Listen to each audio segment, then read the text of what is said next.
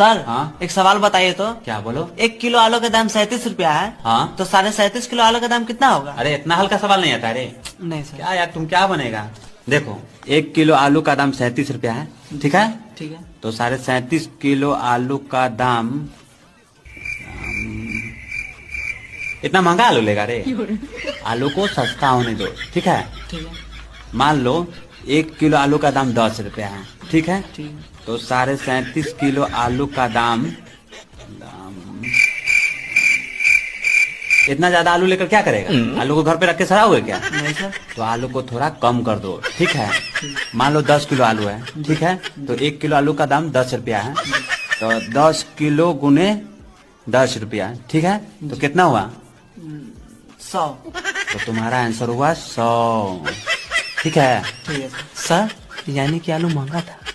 और तंका महंगा था, बहुत महंगा था।